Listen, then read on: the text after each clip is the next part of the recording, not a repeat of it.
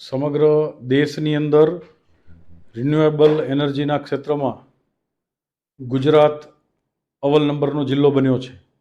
એમાં વિશેષ કરીને કચ્છ, બનાસકાંઠા, પાટણ, સુરેન્દ્રનગર, જામનગર, દેવભૂમિ, દ્વારકા વગેરે અનેક જિલ્લાઓની અંદર રિન્યુએબલ એનર્જીના અનેક પ્રોજેક્ટો સ્થાપિત થઈ ચૂક્યા છે અને હજુ પણ નવા પ્રોજેક્ટો આવી રહ્યા છે, જે આપણા સૌ માટે ગૌરવ અને આનંદની વાત છે.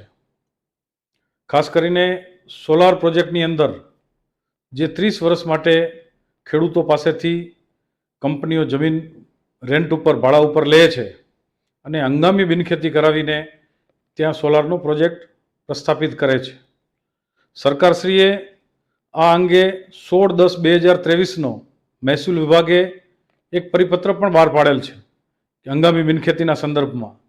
પરંતુ મારી પાસે જે કેટલાક ખેડૂતોના પ્રશ્નો આવે છે એ પ્રશ્નો એવા પ્રકારના હોય છે કે અમારી પાસે રહેલી જમીનનો મહત્તમ હિસ્સો અમે જ્યારે રેન્ટ પર આપી દઈએ અને ત્યાર પછી એ જમીન હંગામી બિનખેતી થઈને ઉપયોગ થતો હોય ત્યારે અમે બીજી જમીન પરચેસ કરીને ખેતી કરી શકીએ.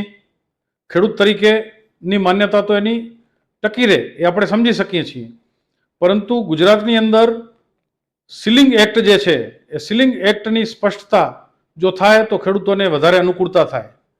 બીજો પ્રશ્ન ખેડૂતોનો એવો આવતો હોય છે કે લાંબા ગાળા માટે અમે જ્યારે કંપનીને જમીન રેન્ટ પર આપીએ અને કંપની હંગામી બિનખેતી કરાવીને એ જમીનનો ઉપયોગ પણ કરે, પણ વર્ષ, 2 વર્ષ, 5 વર્ષ પછી અમારે કોઈ કારણોસર રૂપિયાની જરૂરત હોય અને એ જમીન જ્યારે અમે વેચીએ ત્યારે હંગામી બિનખેતી થયેલી હોય, સોલારમાં ઉપયોગ થતો હોય, તો અમે માત્ર ખેડૂતને જ વેચી શકશું કે બિન ખેડૂત અથવા કોઈ કંપનીને પણ વેચી શકશું?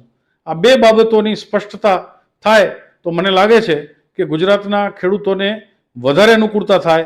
અને એટલા માટે મેં માનનીય અગ્ર સચિવ શ્રી મહેસૂલ વિભાગ, ગુજરાત સરકારને આ બાબતની સ્પષ્ટતા કરવા, ખેડૂતો સમજી શકે એવી ભાષામાં સ્પષ્ટતા કરવા માટે વિનંતી કરતો પત્ર લખ્યો છે.